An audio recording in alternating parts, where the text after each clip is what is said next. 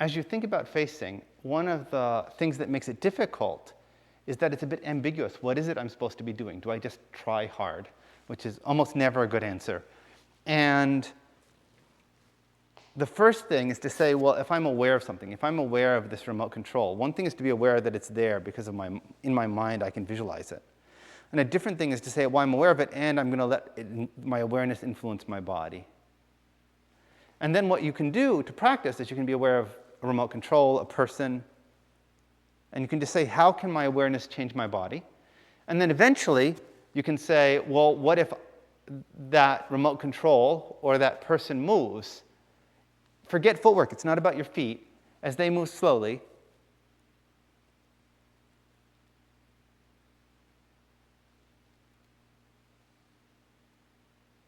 and you can say, how does that influence my body's movement without me feeling obligated to actually be looking at them, but rather to say they're acutely in my awareness and it lets my body move. If you have a corner of a room sticking out, it's a good place to practice that is around that corner. Right, and so that's talking about the other half. So one is you can move the remote control or your partner, and the other is you can move yourself. Right, so if I stand still and he moves around me. Right, she becomes the corner. Right.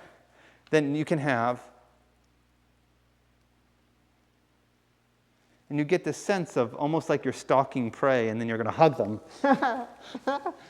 And you can do that maybe without the hug, with a standing lamp, with a corner of a piece of furniture. It's just anything, pretty much. Okay, so that's number one, and how to practice this. But number two is if you can really be telling yourself a story and really be doing that story.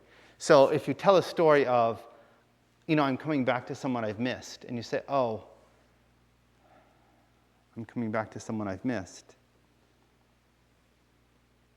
And then that's a story that gives you the sense of, well, we went from more away to more towards, and it was really real. So in some sense, you can say, it doesn't even have to be about mechanics. It can be, how do you express this story in your body?